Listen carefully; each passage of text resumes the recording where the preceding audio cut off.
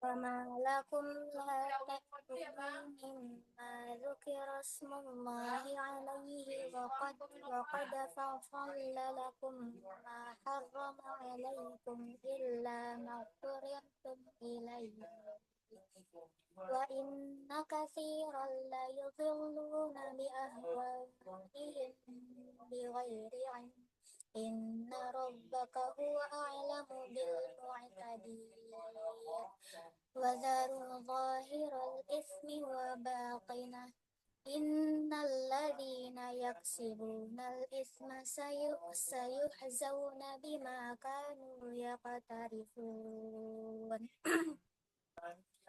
ولا تأكلوا مما لم يذكر اسم الله عليه وإنه لفسق وإن الشياطين ليوحون إلى أوليائهم ليجادلوكم وإن أطعتموهم إنكم لمشركون.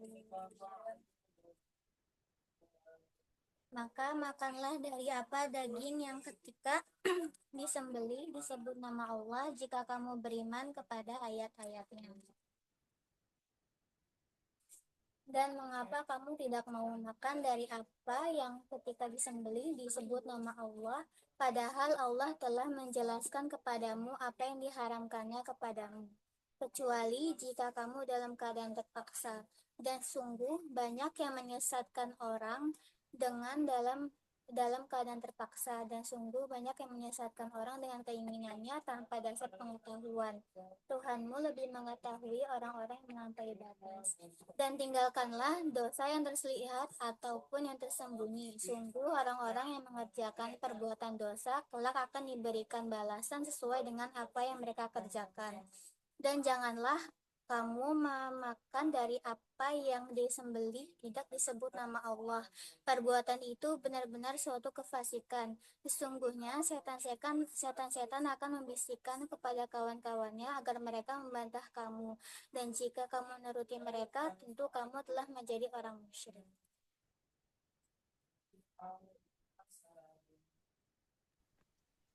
Allahumma arhamna bil Quran. Terima kasih Anissa atas tilawah Al-Qur'annya. Semoga membawa keberkahan bagi kita semua.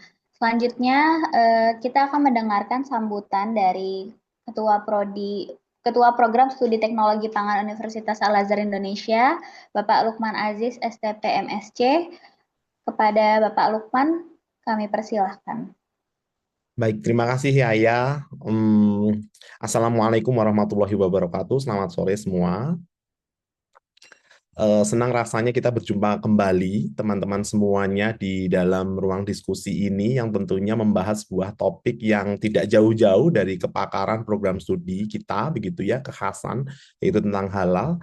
Ini adalah mini series yang kedua ya, mini series Ramadan yang diselenggarakan oleh program studi teknologi pangan Universitas Al-Azhar Indonesia yang kedua. Tentunya saya mengucapkan terima kasih kepada Bapak Ibu dosen yang sudah sama-sama meng-create acara ini, teman-teman panitia ya, yang berisi mahasiswa, dan juga tentunya narasumber. Kemarin ada Bu Mariam dan hari ini ada Kak Ratu Balkis ya. Kak Ratu Balkis ini adalah mahasiswa teknologi pangan yang baru saja menyelesaikan studi sarjana S1-nya. Nah, sebelumnya teman-teman, syukur alhamdulillah ya, kita panjatkan kepada Allah Subhanahu wa taala yang telah mempertemukan kita semua di bulan suci Ramadan ini, bulan yang penuh rahmat dan juga keberkahan. Dan kita sama-sama belajar bersama narasumber yang setiap minggunya hadir bersama kita, membersamai kita semua untuk belajar terkait dengan halal dan topik-topik isu terupdate begitu ya, yang terkait dengan halal, dan kita bisa belajar nanti ya, dengan apa yang disampaikan, ilmu yang disampaikan dari narasumber. Sebelumnya izinkan saya membuka hari ini ya, membuka sambutan saya dengan sebuah pantun lagi teman-teman ya. Semoga yang kali ini nyambung ya. Saya nggak pakai ChatGPT begitu loh. Buka puasa di rumah Pak Dadan. Saya lupa. Ini ada cakepnya nggak ya teman-teman? Cakep. Oke. Ya, satu dua nggak apa-apa. Mungkin yang lain lagi lemes ya. Jangan lupa kurmanya. Manfaatkan waktu yang tepat di bulan Ramadan dengan Tekpang UAI tentunya. Baik, teman-teman semuanya, adik-adik mahasiswa, adik-adik SMA yang bergabung di sini karena acara ini untuk umum. Ramadan ini bukan hanya tentang menahan lapar dan juga dahaga, tapi juga tentang menjaga apa yang kita konsumsi begitu ya. Tentunya tidak hanya Ramadan, di hari-hari yang lainnya kita juga harus concern terkait dengan apa yang kita konsumsi gitu ya, apa yang kita pilih dan apa yang kita yakini kehalalannya. Di tengah maraknya produk pangan kekinian begitu ya, hari ini topiknya adalah bagaimana dengan produk pangan kekinian yang saat ini menjadi trend center masyarakat Indonesia ya, yang FOMO banget begitu ya, halalnya gimana nih gitu ya. Nah, mulai dari minuman viral, dessert unik, jajanan impor ya yang mulai rame di sosial media, kita mengenal di sosial media, kita sering sekali tergoda begitu ya untuk mencoba, sehingga ikut-ikutan tren begitu ya, FOMO. Nah, itu kita akan sama-sama belajar hari ini. Namun sebagai seorang muslim begitu ya, teman-teman semuanya, terlebih di bulan Ramadan yang penuh keberkahan ini, kita ingin mendapatkan keberkahan tidak hanya menjalankan ibadah puasa saja, tapi juga mengetahui ya, apa saja yang masuk dalam tubuh kita itu halal dan juga thayyib gitu ya. Ya, kita diingatkan bahwa mengkonsumsi bukan sekedar soal rasa dan juga tren begitu ya, tapi soal kehalalan dan juga kebaikan atau halalan thayyiban begitu. Produk yang terlihat menarik, dikemas dengan cantik gitu ya, dan juga dipromosikan oleh influencer itu belum tentu jelas status kehalalannya. Bisa jadi bahan bakunya, proses produksinya, rantai distribusinya itu belum mencerminkan sesuai dengan syariat. Nanti Kak Balkis tentunya akan membantu kita bersama-sama menilai begitu ya, bagaimanakah makanan-makanan viral yang saat ini sedang happening begitu ya, eh, itu halal atau tidak begitu ya, atau bahkan kita ragu begitu ya. Sehingga penting bagi kita untuk menjadi konsumen yang cerdas dan juga bertanggung jawab ya, tidak hanya mengkonsumsi saja, tidak hanya ikut FOMO saja, tapi kita menjadi konsumen yang cerdas, membiasakan diri memeriksa label halal misalkan, mengenali komponen ataupun komposisi bahan, terus memahami pentingnya sertifikasi halal bukan hanya bentuk kecurigaan melainkan wujud dari kehati-hatian dan juga ketaatan kita. Di bulan Ramadan ini, ketika setiap amal kebaikan dilipat gandakan, memastikan makanan dan minuman yang kita konsumsi halal adalah bagian dari suatu ibadah. Jadi jangan sampai kita berburu-buru mencari takjil yang viral, menu buka puasa kekinian, tapi kita mengabaikan prinsip dasar yang telah diajarkan oleh agama Islam. Ramadan mengajarkan pengendalian diri bukan hanya untuk menahan lapar, tapi juga menahan diri terhadap sikap ikut-ikutan tanpa pertimbangan. Mari kita jadikan Ramadan ini sebagai momentum untuk meningkatkan literasi halal, memperkuat kesadaran sebagai konsumen muslim, dan mendukung produk-produk yang jelas kehalalannya. Itu saja yang bisa saya sampaikan. Setiap asupan yang kita nikmati saat sahur dan juga berbuka tidak hanya mengenyangkan, tapi juga menenangkan hati. Saya izin menutup sambutan saya begitu ya dengan pantun lagi. Tolong bantuan untuk cakepnya begitu ya. Lisa Blackpink makan kurma. Cakep. Cakep. Tidak lupa minumnya es berperisa. Cakep. Cakep. Oke. Semua selamat menimba ilmu bersama sambil menunggu waktu berbuka puasa. Semoga apa yang kita lakukan di bulan suci ini membawa keberkahan bagi diri kita, keluarga, dan juga masyarakat luas. Wassalamualaikum warahmatullahi wabarakatuh. Waalaikumsalam warahmatullahi Waalaikumsalam warahmatullahi wabarakatuh. Terima kasih Bapak Lukman atas sambutannya. Teman-teman, sebelum masuk ke acara inti, saya mengingatkan teman-teman untuk bisa dinyalakan kameranya dan menggunakan virtual background supaya acaranya biar kita lebih seragam gitu ya. Oke, baik, kita memasuki ke acara inti pada hari ini. Pada kesempatan kali ini kita akan membahas tema yang sangat dekat dengan kehidupan kita sehari-hari, yaitu dengan judulnya Halal Cek, Jangan Sampai Ketipu Jajanan Viral. Nah, teman-teman, di tengah maraknya tren makanan viral, penting ya bagi kita sebagai seorang muslim untuk memastikan kehalalan produk yang kita konsumsi.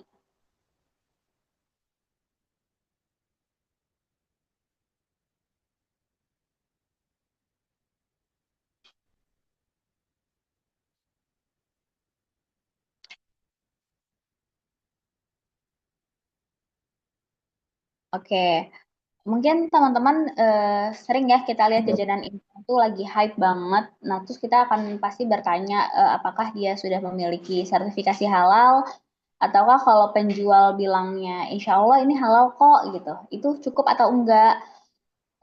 Atau teman-teman ketika misalnya kita membeli sesuatu, topping-topping seperti itu, pernahkah teman-teman ngelihat cek bahan baku yang digunakan?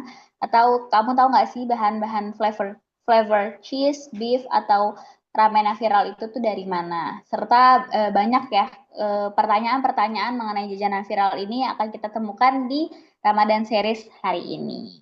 Nah, teman-teman, sebelum masuk ke sesi pemaparan materi, izinkan saya membacakan profil singkat dari narasumber kita pada hari ini.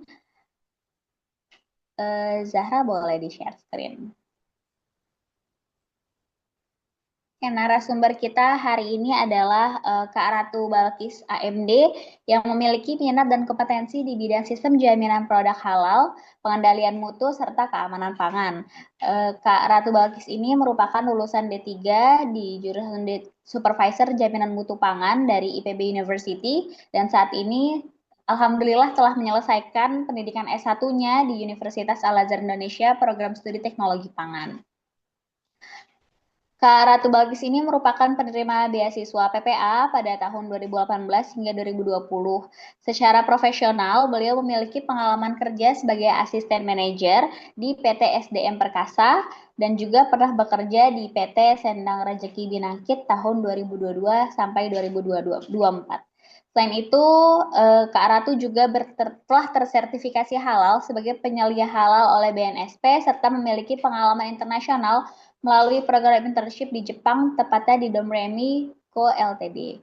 Nah, saat ini Kak Ratu kesibukannya berdaya dari rumah. Kak Ratu saat ini sebagai ibu rumah tangga yang ilmunya akan, dan Kak Ratu akan membagikan ilmunya bersama kita di sore hari ini. Nah, dengan latar belakangan dan pengalaman tersebut, tentunya materi yang akan disampaikan akan sangat bermanfaat dan juga menarik bagi kita semua. Oke, kepada Kak Ratu, saya mau sapa dulu. Kak Ratu sudah ada di room. Halo Kak Alia. Halo Kak, oke Kakak silahkan waktu dan tempatnya dipersilahkan untuk menyampaikan materi pada sore hari ini. Baik, saya izin untuk share screen.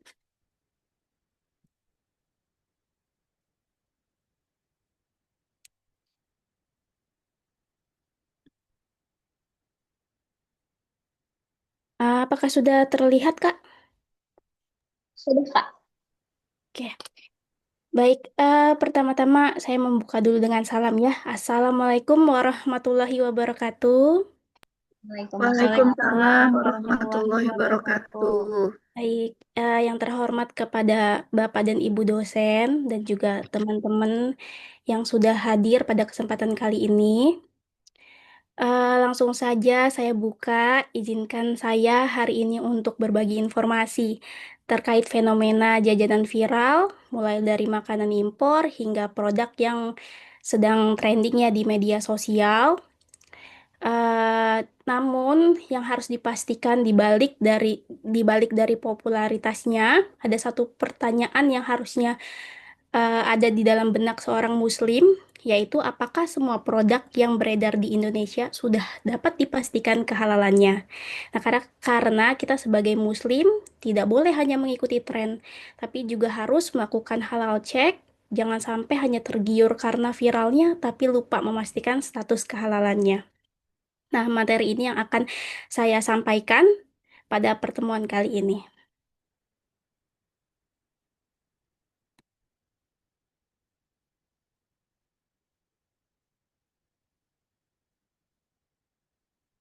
Baik, dasar hukumnya ada pada Quran Surat Al-Baqarah ayat 165, di mana hai sekalian manusia, makanlah yang halal lagi baik. Nah, pada poin ini ditegaskan bahwa kita mempunyai kewajiban untuk memakan makanan yang halal lagi baik. Baik di sini berarti thayyib. Artinya tidak hanya harus mengkonsumsi makanan yang sesuai syariat, tetapi juga harus mengkonsumsi makanan yang tidak akan memberikan dampak kesehatan yang buruk bagi manusia.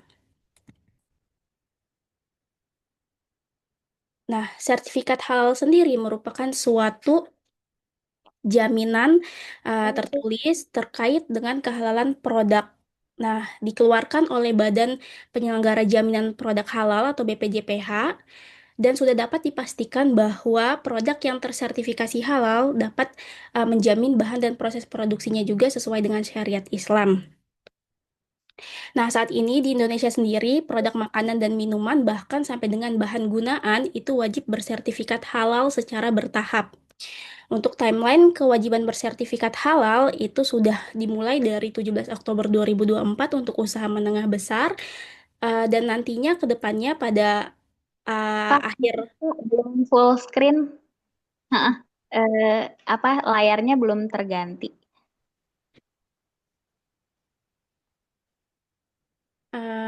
apakah sudah yang ini? Belum, Kak. Jadi Kakak belum membagikan layarnya. Nah, iya, baru oke. Boleh di full screen aja, Kak.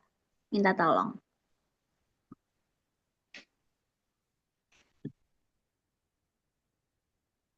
Terlihat, Kak?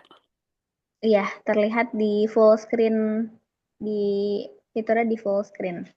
Ditampilkan, yaitu yang ada tampilkan. Di saya ini sudah full screen.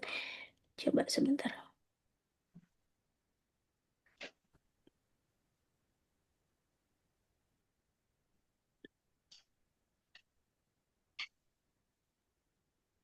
Sudah, Kak? Oh, di Kakak sudah ya? Kalau di Sudah. tampilan ini sih belum ya? Tapi terpotong nggak ya? Enggak sih, nggak kepotong. Hmm, Oke. oke, berarti begini aja ya. Nggak, maksudnya tidak mengganggu juga kan ya? Ya. Oke, baik saya lanjutkan.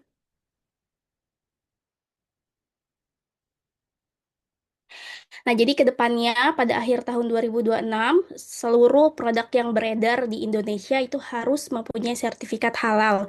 Berikut juga dengan produk luar negeri dan juga usaha mikro dan kecil atau UMK. Nah, syarat untuk produk dapat dinyatakan halal itu yang pertama adalah halal secara zatnya. Jadi bahan-bahan yang digunakan untuk proses produksi itu tidak boleh menggunakan bahan yang haram, harus halal.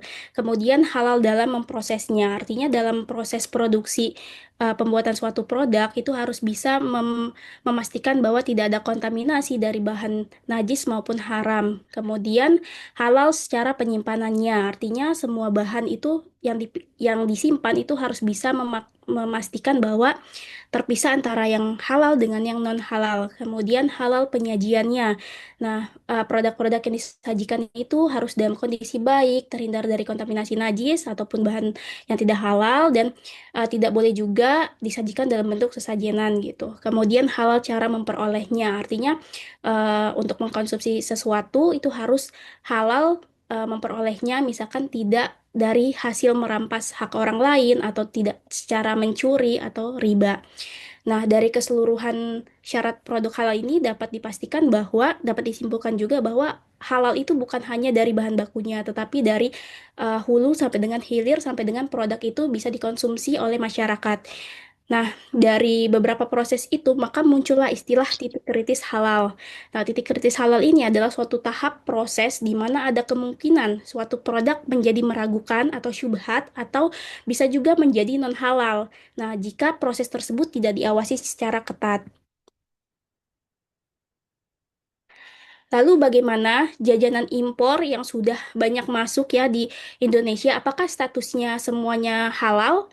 Nah, ini yang harus kita pertimbangkan lebih dahulu ya. Kita harus cek dulu karena untuk mengecek impor halal atau produk luar negeri itu, yang pertama, produk impor itu harus wajib memenuhi atau memiliki sertifikat halal luar negeri yang diterbitkan oleh lembaga halal luar negeri dan diakui juga bekerja sama dengan BPJPH. Kemudian untuk produk kategori bahan baku, bahan tambahan, bahan penolong, serta hasil sembelihan itu juga harus diregistrasi dulu ke BPJPH sebelum diedarkan di Indonesia. Kemudian yang paling penting adalah lembaga sertifikat halal luar negerinya ini harus bekerja sama atau sudah terdaftar sebagai lembaga resmi yang telah diakui oleh BPJPH. Nah, kalau ketiga poin di atas ini tidak ada, Next slide, Kak. Apa slide-nya belum connect?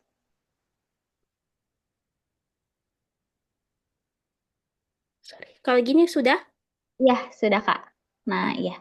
Jadi dari ketiga poin ini, jika belum memenuhi, maka statusnya belum jelas atau syubhat. Nah, cara paling mudah untuk mengetahui apakah jajanan impor itu sudah tersertifikasi halal atau belum adalah dengan cara melihat dari logo halalnya.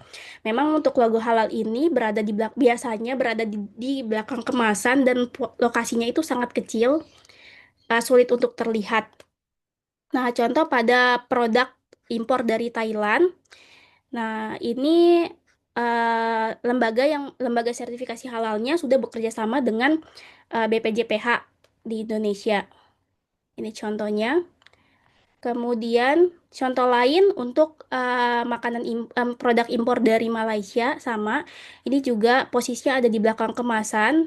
Nah, jadi berbeda ya dengan logo halal yang beredar di Indonesia yang berwarna ungu. Kalau kalau di luar negeri itu sesuai dengan lembaga yang mengeluarkan sertifikat halal tersebut. Nah, untuk di Malaysia sendiri dikeluarkan oleh Jakim atau Jabatan Kemajuan Islam Malaysia.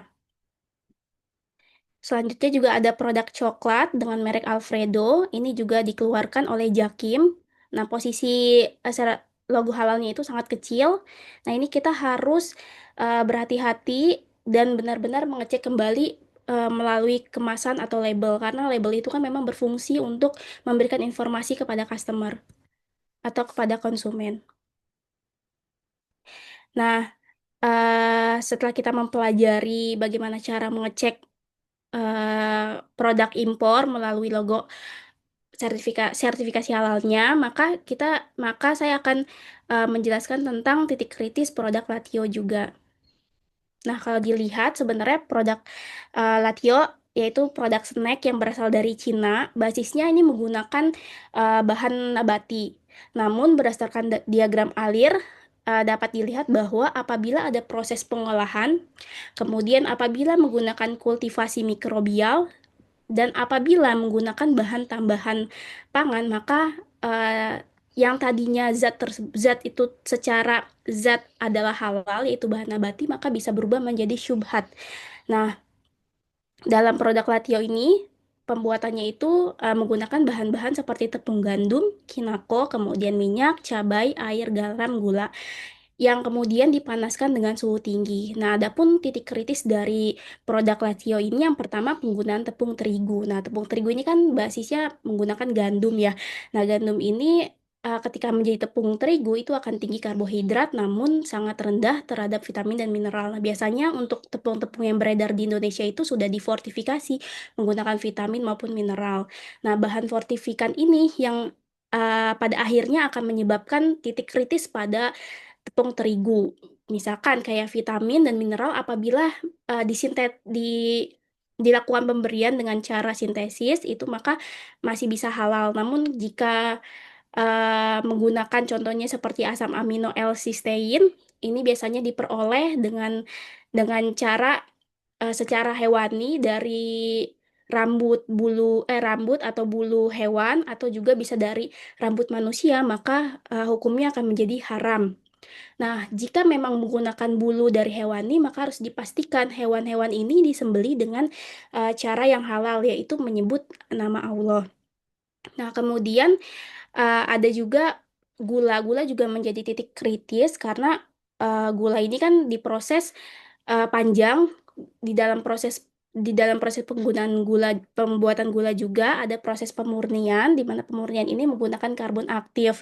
Nah, karbon aktif itu secara sumber bisa dihasilkan secara nabati maupun hewani. Jika dihasilkan secara nabati dengan menggunakan arang, maka hukumnya akan menjadi halal. Namun jika karbon aktif ini diperoleh dari sumber hewani, misalkan seperti tulang, maka harus dipastikan tulangnya ini apakah dari hewan sembelihan yang halal atau dari hewan turunan babi. Jika memang dari turunan babi, otomatis hukumnya akan menjadi haram. Kemudian minyak nabati sama basicnya adalah bahan-bahan nabati, namun karena prosesnya yang panjang sampai pada proses pemucatan itu juga sama menggunakan karbon aktif. Kemudian ada penambahan bahan tambahan pangan atau MSG. Nah, MSG ini dihasilkan dari fermentasi tetes tebu atau molase, molase yang kemudian ditambahkan suatu bakteri dan dalam pembuatan kultivasi mikrobial ini pastinya membutuhkan media untuk pertumbuhan bakteri. Nah, media untuk pertumbuhan bakteri itu harus mengandung nutrien supaya bakterinya bisa berkembang. Nah, biasanya sumber nitrogennya itu dari pepton. Nah, pepton ini juga bisa dihasilkan secara bersumber dari bahan hewani. Nah, titik kritisnya adalah memastikan bahwa sumber hewaninya ini yang digunakan untuk menghasilkan pepton berasal dari hewan-hewan sembelihan yang halal. Kemudian setelah difermentasi, MSG akan dimurnikan lebih lanjut dengan resin penukar ion. Nah, sama resin juga dia bersumber dari lemak hewani. Jadi, semua bahan yang digunakan meskipun basicnya adalah bahan nabati, jika melalui proses pengolahan kemudian ada bahan tambahan pangan, maka hukumnya akan menjadi syubhat. Selanjutnya adalah titik kritis untuk produk duck tongue atau biasa dikenal ya nih lagi marak banget para influencer mengkonsumsi lidah lidah bebek.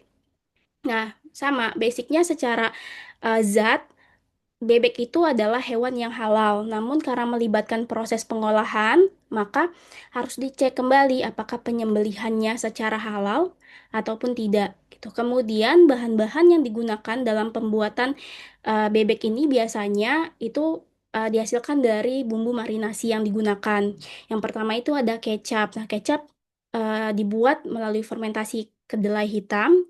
Nah, namun jika memang kecap hanya murni dari fermentasi kedelai hitam, maka hukumnya adalah halal. Namun jika dilakukan penambahan gula, maka hukumnya menjadi syubhat atau samar-samar. Dikarenakan gula tadi ada proses pemurnian yang melibatkan penggunaan karbon aktif. Kemudian selain itu, di produk lidah bebek ini biasa juga ditambahkan arak masak atau sake. Nah, sake Jepang ini mengandung alkohol sebesar 14 sampai dengan 20% dan termasuk ke dalam golongan Hammer atau minuman yang memabukkan. Nah, otomatis statusnya adalah haram. Kemudian lidah bebek yang tadi, bagaimana proses penyembelihannya. Namun karena memang dari komposisi produk ini sudah menggunakan sake, maka dapat dihukumi bahwa produk ini adalah produk yang haram. Nah, cara paling gampang untuk kita mengetahui apakah lembaga sertifikasi halal luar negeri itu sudah bekerja sama dengan BPJP atau belum itu bisa melalui websitenya BPJPH. Berikut adalah contoh beberapa daftar LHLN yang sudah bekerja sama dengan BPJPH dan sampai dengan tahun 2026 ini jumlahnya juga sudah cukup banyak. Terakhir yang saya update itu ada sekitar 45 LHLN yang sudah bekerja sama dengan Badan Penyelenggara Jaminan Produk Halal di Indonesia. Nah, kemudian ada ramen. Ramen juga ini merupakan makanan yang sering banget ya dikonsumsi. Ternyata ramen juga mempunyai titik kritis halal yang cukup banyak. Nah, yang pertama, biasanya ramen itu dibubuhi dengan banyak topping. Ini yang pertama, contohnya ada topping nori. Nah, nori itu dihasilkan dari rumput laut yang secara zat itu sudah halal. Namun, jika nori digunakan atau ditambahkan aneka rasa seperti flavor ataupun MSG, maka hukumnya menjadi syubhat. Nah, beberapa nori yang memang khas dari Jepang itu juga ditambahkan mirin. Mirin ini merupakan produk fermentasi yang menghasilkan kadar alkohol yang juga tinggi sehingga tergolong dalam hamar atau minuman yang memabukkan. Nah, kemudian yang harus kita waspadai adalah kuah. Jadi, secara garis besar, kuah dalam ramen itu terdiri dari 4 jenis, yaitu ada shio atau garam, kemudian ada tonkotsu atau berasal dari rebusan tulang babi, kemudian ada shoyu atau soy sauce. Nah, shoyu ini sebenarnya merupakan produk fermentasi yang dihasilkan dari kacang kedelai. Nah, sebenarnya tidak semua produk fermentasi itu berstatus haram. Nah, untuk soyu sendiri memang dipergunakan untuk bahan tambahan atau bumbu masakan, bukan untuk menghasilkan suatu produk minuman yang beralkohol. Sehingga jika soyu yang difermentasi secara alami tanpa penambahan bahan tambahan pangan yang lainnya, maka hukumnya menjadi halal. Berikut juga dengan miso. Nah, miso ini bumbu fermentasi sama dari kacang kedelai, namun dia bentuknya pasta. Pembuatan miso meskipun pada soyu dan miso itu hasil fermentasi hasil sampingnya masih ada kandungan alkohol, namun dengan kadar yang sedikit dan dengan tujuan untuk pembuatan bahan atau bumbu masakan, bukan untuk minuman, maka dapat dihukumi halal. Namun kebanyakan ya pengaplikasian antara soyu sama miso terutama untuk restoran yang khas Jepang itu digabungkan dengan penggunaan mirin ataupun sake, sehingga jika memang sudah ada mirin dan sake maka tidak boleh dikonsumsi ataupun haram. Kemudian ada telur Ajitsuke Tamago yang biasanya kita lihat bahwa telur pada ramen itu cenderung berwarna coklat. Nah, ini hasil marinasi dari soyu. Nah, tadi kalau memang hanya soyu dan soyu yang dihasilkan dari fermentasi yang alami, maka hukumnya halal. Namun jika ditambahkan dengan mirin atau sake, maka itu yang harus kita waspadai. Kemudian ada daging. Nah, biasanya ada daging ini harus dilihat jenis dagingnya, kemudian bagaimana proses penyembelihannya. Jika memang dagingnya berasal dari daging babi ya, biasanya di Jepang itu banyakan ramen itu memang tidak halal karena mengandung daging babi. Tapi kalau di Indonesia sudah dimodifikasi sedemikian rupa, bisa menggunakan daging ayam maupun daging sapi, namun harus kita pastikan bahwa proses penyembelihannya sesuai dengan syariat. Kemudian untuk mie juga basisnya adalah produk nabati. Namun karena pembuatan mie itu juga relatif panjang. Nah, beberapa mie juga ada yang ditambahkan emulsifier yang berasal dari lemak hewan, sehingga perlu ditinjau lebih lanjut apakah lemak hewan ini berasal dari hewan-hewan yang disembelih secara syariat atau tidak.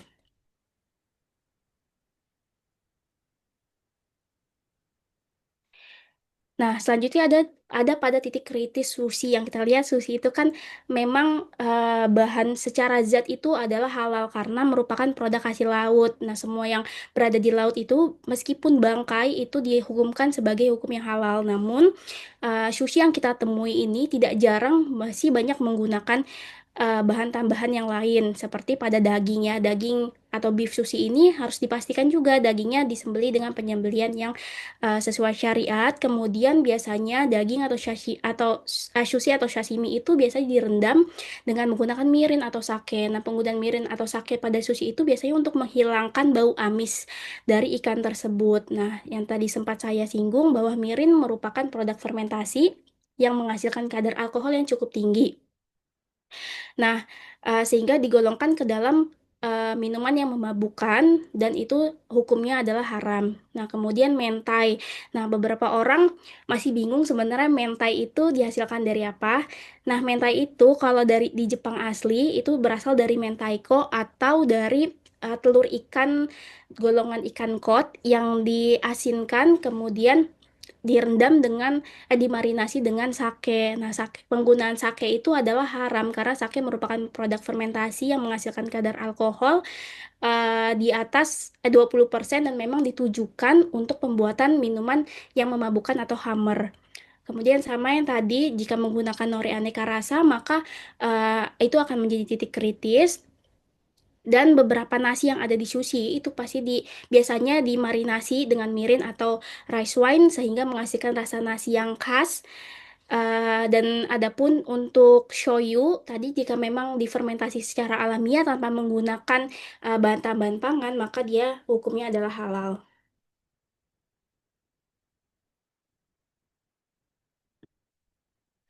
Nah, produk bakery yang ada juga produk bakery yang beberapa akhir-akhir ini sudah viral yaitu cheesecake. Nah, untuk pembuatan cheesecake sendiri, titik kritisnya ada pada enzim yang digunakan. Nah, untuk alur prosesnya, biasanya itu kan susu yang dipanaskan, kemudian ditambahkan dengan kultur bakteri dan dibantu dengan rennet.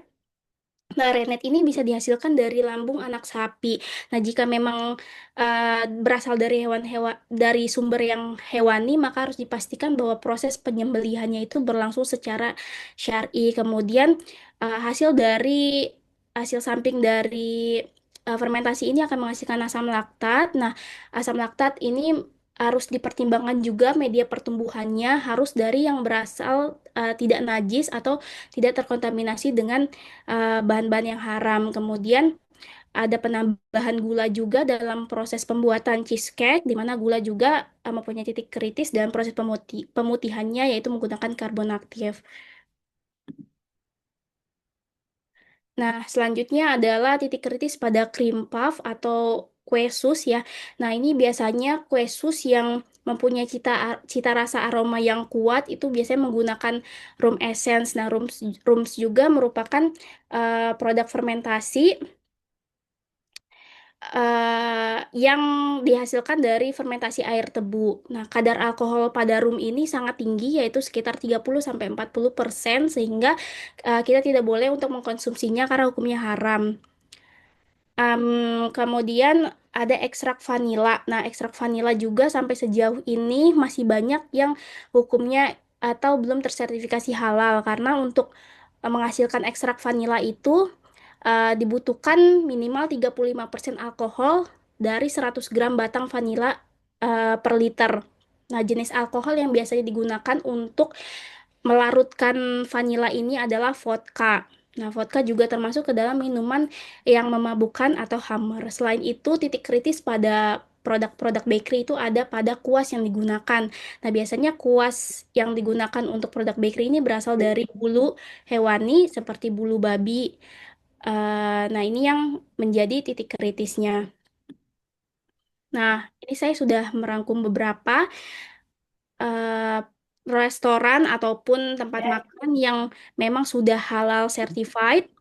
Untuk produk bakery ada di sini, sushi juga, beberapa restoran sushi dan juga beberapa restoran ramen yang sudah halal certified di Indonesia. Nah, ini harus jadi bahan pertimbangan kita bahwa saat ini bulan suci Ramadan, pilihlah tempat berbuka puasa yang memang sudah halal certified, sehingga membuat kita lebih nyaman dalam beribadah dan juga dapat menjalani syariat Islam dengan baik.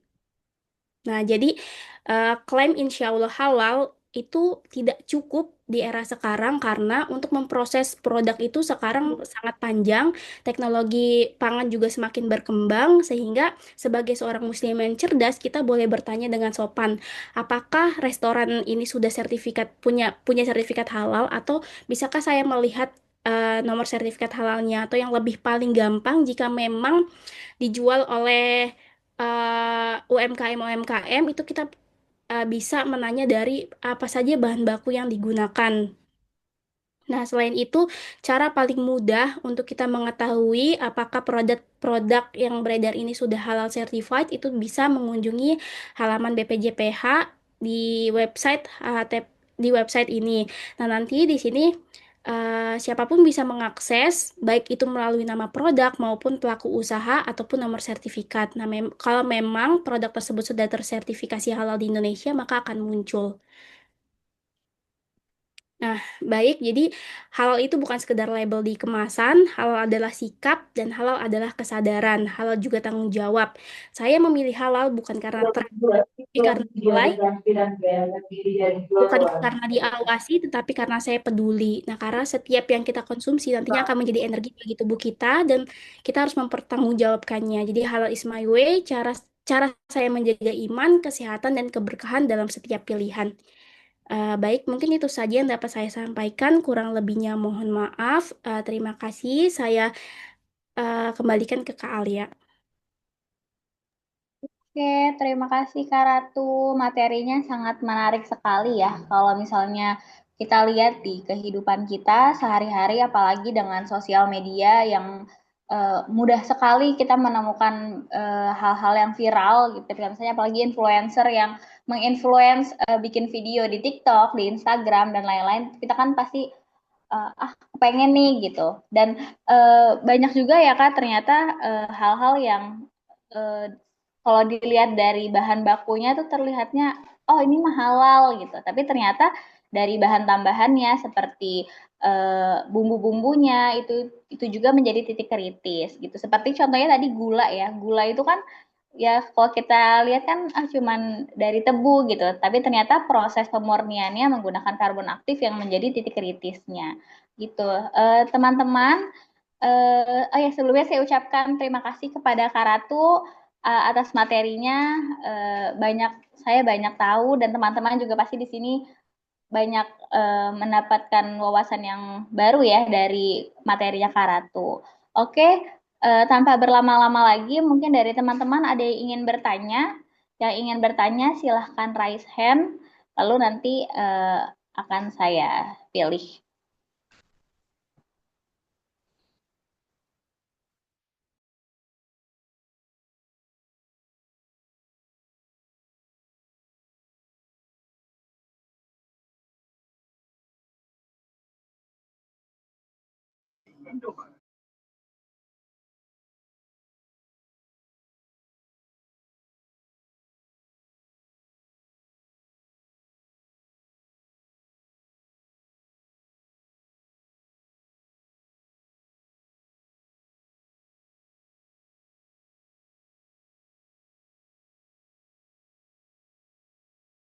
Oke.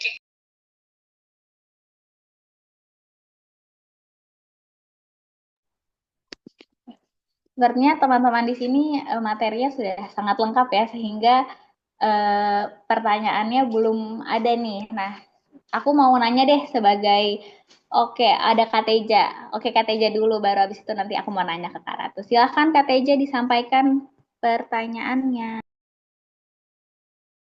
Oke, baik. Terima kasih Kak Alia. Apakah suara saya terdengar?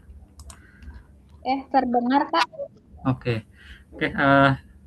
Terima kasih Kak Ratu ya sudah menjelaskan terkait dengan jajanan viral ya, khususnya kita yang di teknologi pangan. Saya ingin diskusi aja. Di tengah fenomena FOMO, kemudian tren jajanan viral ini, terutama kita yang saat ini itu ada di bulan Ramadan ya, di mana dipenuhi banyak sekali ratusan pilihan makanan kayak oh di bazar ini ada jajanan ini, bazar ini ada jajanan ini dan yang lainnya gitu. Jadi setiap hari itu pasti ada jajanan yang beda-beda gitu. Nah, seberapa sering sih kita membeli hanya karena entah itu ramai direkomendasikan oleh influencer atau kita lihat TikTok atau IG, ramai nih tempat ini gitu. Padahal kita sendiri ataupun mungkin teman-teman di luaran sana yang soal halal haramnya ini tuh masih awam dan memang tidak benar-benar melakukan halal check khususnya yang sedang disampaikan saat ini. Nah, dalam situasi seperti itu gitu ya, kita yang muslim mana sih yang lebih berbahaya gitu? Manakah makanan yang jelas haram atau makanan yang masih abu-abu tapi viral dan dipercaya banyak orang seperti itu? Seperti itu Kak. Oke.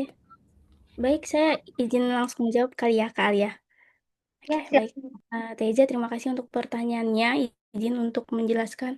Nah, inilah sikap yang harus ada di setiap muslim, yaitu rasa kekhawatiran atau rasa hati-hati terhadap perkara yang memang belum jelas. Terutama ini kan menyangkut dengan syariat Islam ya. Apa yang kita konsumsi nantinya akan menjadi bagian dari tubuh kita gitu. Nah, yang pertama, sikap seorang muslim yang baik ketika dihadapi dengan banyaknya pilihan makanan yang beraneka ragam, yang statusnya masih syubhat atau samar-samar adalah dengan cara yang paling pertama yang bisa dilakukan orang awam adalah menanyakan kepada pembeli. Jadi memang tidak semua penjual pun paham ya terkait dengan kehalalan produk yang mereka jual. Nah, cara yang paling gampangnya itu dengan tanya. Contoh, misalkan mau membeli mie ya, misalkan mau membeli mie ayam. Langkah yang paling pertama itu, Bu, Pak, apakah menggunakan bahan-bahan apa saja yang digunakan dalam proses dalam membuat mie ayam ini gitu. Apakah dagingnya menggunakan daging ayam yang dipotong secara halal gitu, atau kalau memang penjualnya tidak mengetahui, oh aduh saya nggak tahu nih, Mas, daging yang dagingnya itu dipotong halal atau enggak gitu. Saya belinya di pasar. Maka bisa menanyakan kembali, konfirmasi kembali, apakah Bapak melihat atau Ibu melihat bahwa ayam yang Ibu beli itu punya tanda khusus. Jadi kalau memang hewan yang disembelih melalui syariat Islam, maka di bagian lehernya itu akan bolong gitu ya. Itu paling gampangnya. Atau penjual nasi goreng. Nah, nasi goreng ini tuh rentan sekali ya terpapar kontaminasi dari bahan-bahan yang tidak halal. Contohnya, apa kita bisa menanyakan, Pak, apakah ini dibuat dengan menggunakan angciu?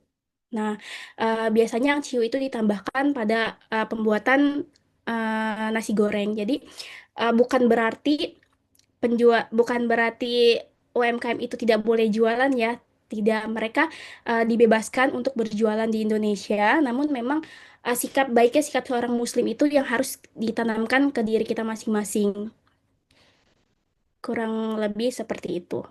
Tapi lebih amannya kita tidak kemakan tren doang ya. Lebih amannya memang setiap ingin mencoba sesuatu itu dipelajari lebih jauh, dan sekarang juga banyak kok restoran atau makanan yang memang sudah aware terhadap adanya penggalakan sertifikasi halal. Jadi kita bisa ngecek lebih dahulu.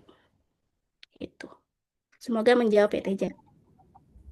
Oh iya, oke, siap-siap. Karena jujur sih, dengan adanya jajan viral kan kadang-kadang kita lagi megang HP, buka IG gitu. Wih, ada makanan enak nih, tiba-tiba pengen nyoba, bukan bukan karena oh halal atau enggaknya, tapi kan karena apaan sih pengen nyoba gitu kan. Nah kan kadang realistis aja sih sebenarnya, setiap orang kan kadang ada yang mungkin nggak sampai nanya, Pak ini pakai daging apa ya, atau Bu ini pakai prosesnya gimana. Kadang mungkin agak terbilang agak risih mungkin ya, mungkin buat sebagian orang ketika mau jajan terus nanya, Bu emang pakai daging ini ya atau apa gitu ya, gitu sih. Mungkin ada cara yang lebih simpel gitu buat orang-orang yang ketika dia jalan ke lapangan gitu mau jajan dia. Oke. Menurut saya cara paling simpel adalah dengan cara kita mencari tahu sendiri. Karena informasi itu adalah hak konsumen. Nah, kita sebagai konsumen berhak mengetahui informasi terkait hal tersebut. Bisa juga kita tanya, misalkan, apakah sudah tersertifikasi halal? Dan memang misalkan jawabannya adalah belum, maka kita akan mendalami lagi pertanyaannya dengan bahan-bahan apa saja yang sudah digunakan, Pak, dalam proses pembuatan produk ini. Nah, itu sebenarnya cara paling simpel. Kemudian, itu kalau berlaku untuk produk-produk yang ini ya, yang kaki lima gitu. Adapun kalau untuk produk-produk yang sudah dalam kemasan, kita bisa mengecek melalui informasi yang ada pada label kemasan tersebut. Nah, jadi mengkonsumsi halal itu adalah pilihan kita sendiri. Nah, kita mau atau tidak, jika memang terasa berat, ya berarti kita masih punya banyak pilihan produk-produk halal lain yang bisa dikonsumsi dibandingkan kita harus istilahnya menggadaikan syariat kita sendiri itu. Masih banyak hal-hal baik yang bisa kita konsumsi di luaran sana dibandingkan harus memenuhi ego kita terhadap tren yang sedang berlangsung. Oke, baik, terima kasih Ratu. Oke, terima kasih Kak Teja pertanyaannya. Nah, ini Kak Ratu ada pertanyaan di kolom chat dari Ibu Alina. Saya akan bacakan pertanyaannya. Makanan kekinian banyak yang diproduksi oleh UMKM. Apa sih tantangan terbesar dalam menjaga konsistensi kehalalan produk bagi UMKM yang baru merintis kuliner kekinian? Kan banyak nih Kak UMKM ketika ada makanan viral, tiba-tiba banyak bermunculan UMKM baru yang membuat makanan serupa. Nah, apa tantangan terbesarnya dalam menjaga konsistensi kehalalannya? Oke, silahkan Kak. Oke, baik. Terima kasih Bu Alina atas pertanyaannya. Izin saya menjawab ya. Jadi tantangan yang terbesar nih, terutama berdasarkan pengalaman saya sebagai pendamping produk halal untuk UMKM itu ada pada kelabilan rantai pasok pangannya. Yang pertama misalkan cara kita untuk memperoleh bahan baku khususnya buat UMK itu kan biasanya ngambil dari pasar ya Bu. Nah itu agak kesulitan karena di pasar itu biasanya dijual secara curah. Nah memang solusinya itu hanya satu. Jika memang mau berkomitmen untuk melakukan sertifikasi halal, maka harus merubah kebiasaan tersebut, harus merubah cara kita memilih supplier, cara kita memilih distributor itu harus sudah berubah total mencari yang memang sudah memiliki halal sertifikat halal. Nah, kemudian itu dari bahan baku. Kemudian cara handling atau pengelolaan dapur. Biasanya UMK itu mempunyai dapur atau fasilitas yang sangat minim ya, yang mana biasanya fasilitas ini digunakan secara bersama untuk beberapa produk. Nah, itu yang harus diedukasi kepada para pelaku usaha bahwa jika memang dengan fasilitas yang seadanya kita masih tetap bisa menghasilkan produk yang sesuai syariat dengan catatan harus tegas dalam prosesnya. Artinya memang tidak jika memang ingin memproduksi sesuatu tidak dibarengi atau tidak digabungkan dengan produk-produk yang non halal, kemudian dengan produk yang najis harus bisa memisahkan dan harus mempunyai pengetahuan terkait bahan najis yang mana dan bahan yang haram yang bagaimana. Nah, kemudian uh, hambatan selanjutnya adalah kontaminasi silang ya, yang kontaminasi silang jika memang menggunakan ruang penyimpanan seperti kulkas yang masih bersamaan.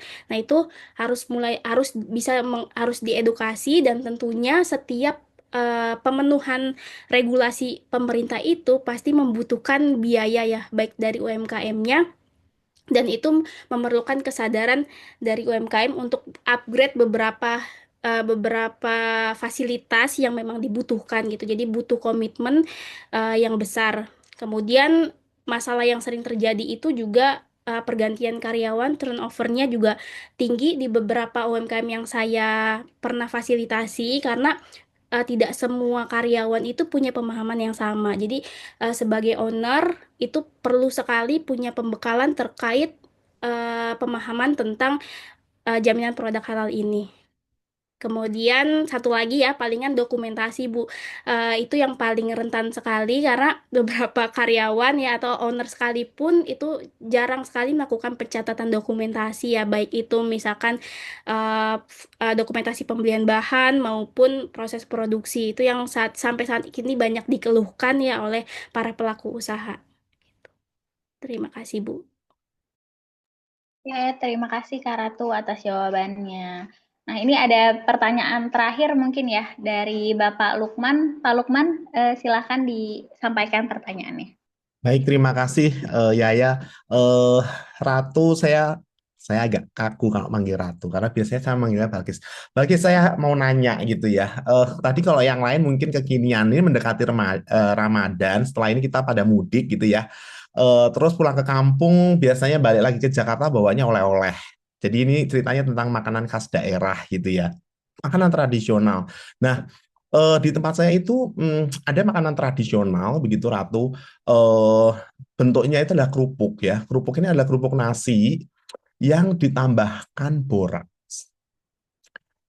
Saya kurang memahami apakah boraks yang ditambahkan pada makanan itu menjadikan makanan tersebut itu haram. Terus kalau seumpamanya ini tidak terindikasi haram begitu ya, kita sama-sama tahu di teknologi pangan bahwa borak ini adalah sesuatu hal bahan tambahan pangan yang tidak boleh ada pada makanan begitu ya. Dan ini berbahaya begitu.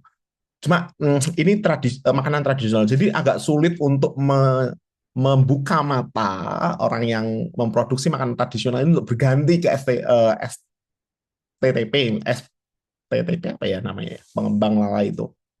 Saya ke arah sana.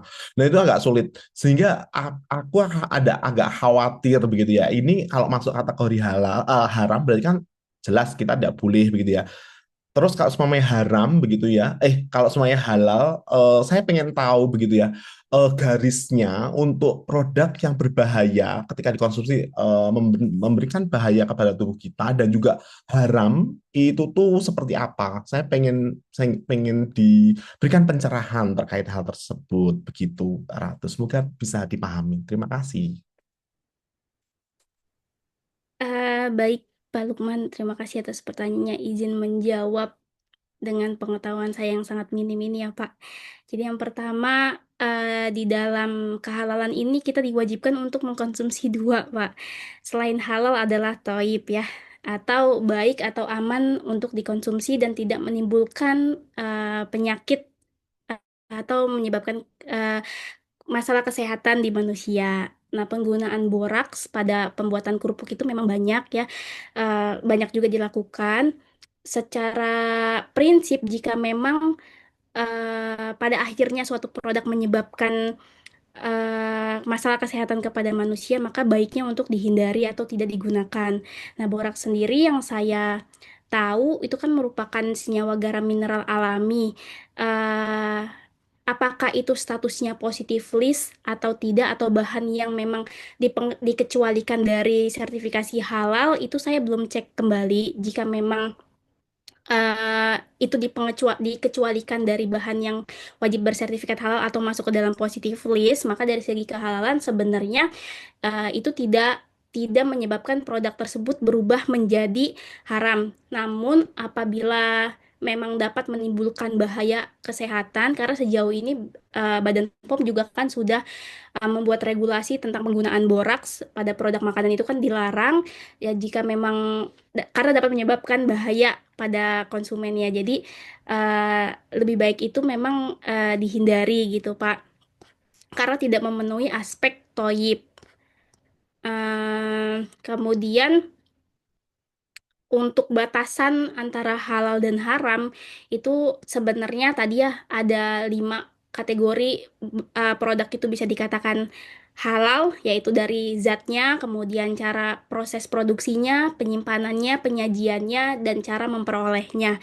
Nah, untuk pada produk ini kan berarti misalkan kerupuk yang ditambahkan dengan penggunaan boraks berarti kan tidak memenuhi dari aspek cara produksinya, dan juga bahan yang tidak menggunakan bahan yang eh, itu mungkin bahannya halal, saya juga belum tahu. Nanti akan saya cek lebih lanjut apakah masuk ke dalam kategori positif list atau tidak gitu ya. Tapi jika memang itu dari proses produksinya sudah dilihat bahwa tidak sesuai dengan toibnya atau keamanan pangannya karena menggunakan bahan yang beresiko untuk memberikan eh, memberikan efek kesehatan kepada manusia.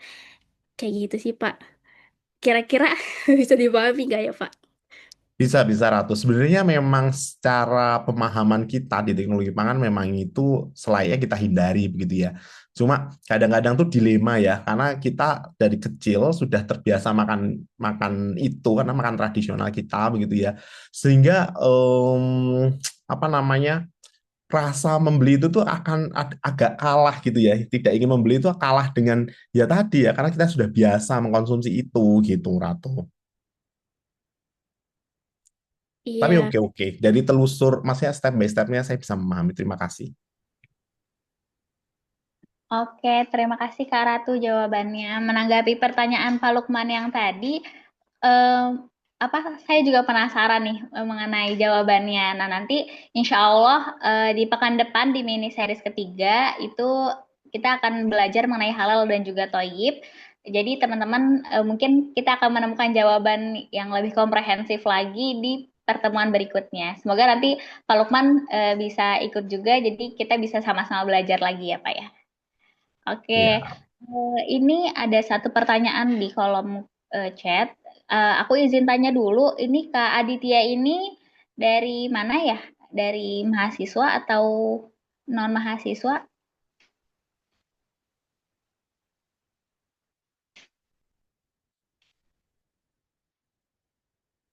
Oh, mahasiswa non UAI. Oke, aku izin bacakan pertanyaan ini terakhir ya, Kak Ratu. Masih bisa kan? Satu pertanyaan lagi ya, Kak? Bisa Kak, silakan. Oke, apabila jajanan impor berasal dari negara yang mayoritas Muslim atau memiliki tersertifikasi halal dari negara asalnya, namun berbeda mazhab yang tentu ada negara-negara tertentu memiliki pengecualian. Selain yang tersebut di Al-Quran jelas keharamannya. Jika berbeda mazhab, apakah disesuaikan kembali dengan mazhab tersebut, negara tersebut, atau sudah termasuk aman? Jadi mungkin gini kali ya Kak, ketika misalnya di negara yang mayoritas muslim mereka sudah tersertifikasi halal. Terus kalau misalnya masuk ke Indonesia dengan perbedaan mazhab itu seperti apa? Oke, silahkan Kak.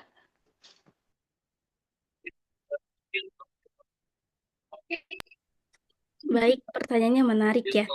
Ah, jadi kalau memang yang kita ketahui juga kan mazhab ada beberapa ya. Nah, untuk di Indonesia sendiri sebenarnya yang paling terpenting dari produk impor itu adalah khusus di Indonesia ya, itu lembaga yang mengeluarkan sertifikat sertifikat halalnya ini adalah lembaga yang sudah harus bekerja sama dengan BPJPH.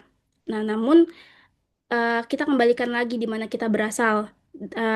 Kita hidup di Indonesia, di mana Indonesia kan sudah mengeluarkan namanya ijtima atau keputusan keputusan yang dikeluarkan oleh Komisi Fatwa MUI melalui sidang, di mana sidangnya ini digelar eh, berdasarkan pada rapat yang atau proses yang cukup panjang gitu untuk menjawab pertanyaan bahwa produk ini halal atau tidak gitu. Contohnya seperti katak ya, katak itu kan sebenarnya secara fatwa MUI sudah MUI itu sudah mengeluarkan fatwa bahwa katak itu adalah makanan yang haram karena katak itu dilarang dibunuh. Nah, tetapi untuk beberapa mazhab, saya lupa mazhab apa lebih tepatnya, katak itu boleh dikonsumsi. Nah, cuma kita kembalikan lagi di mana kita hidup dan di mana kita tinggal, maka pasti ada peraturan di sana. Nah, untuk perbedaan ini sebaiknya jika memang kita di Indonesia, kita mengikuti peraturan atau regulasi yang ada di Indonesia. Kayak gitu sih, Kak.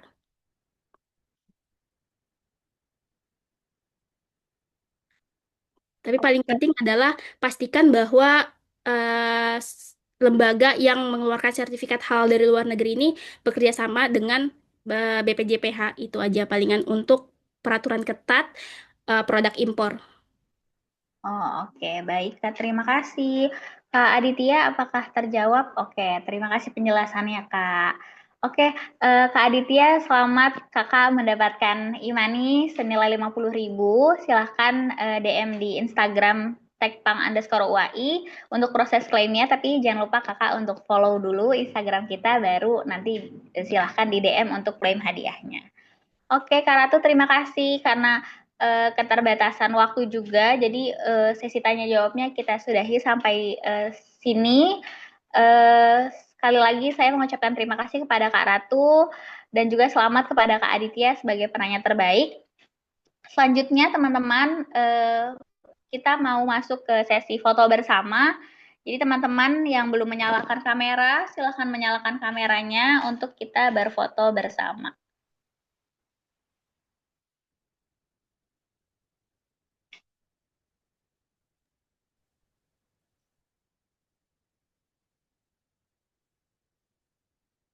Oke, boleh dinyalakan semuanya kameranya supaya bagus ya nanti di fotonya semuanya kameranya nyala menggunakan virtual background.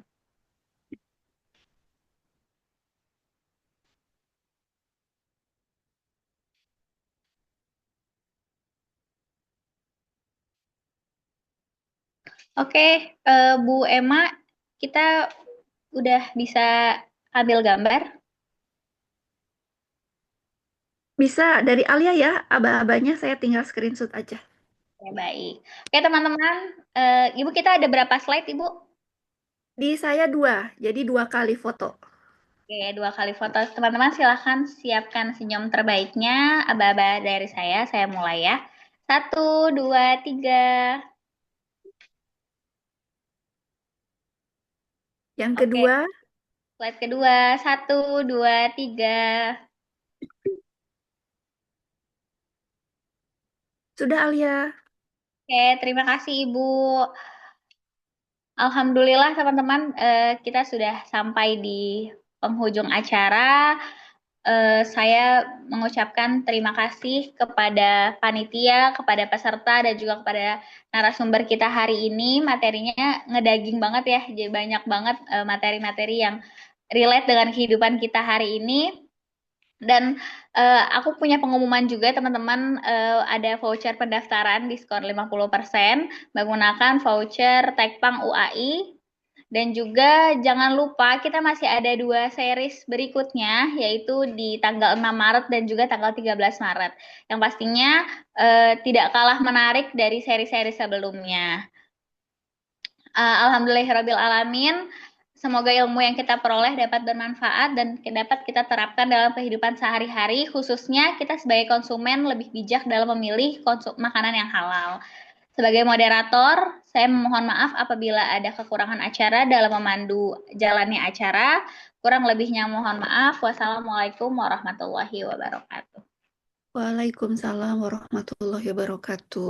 Terima kasih Waalaikumsalam Balkis dan warahmatullahi teman-teman semua, Pak Lukman, Bu Terima kasih Nadia. semua Selamat Balkis, berbuka dan teman-teman. sebentar lagi.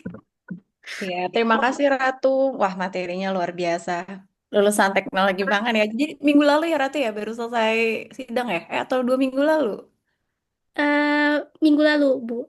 Oh, minggu 2 lalu. minggu lalu, maaf, 2 minggu lalu. Kamu Oke. daftar wisuda periode ini. Iya, betul. Alhamdulillah udah selesai. Bu Mariam akan senang sekali melihat materinya Ratu hari ini. Oke, Terima Ibu kasih saya izin live ya. Terima kasih. Terima kasih semua. Semuanya.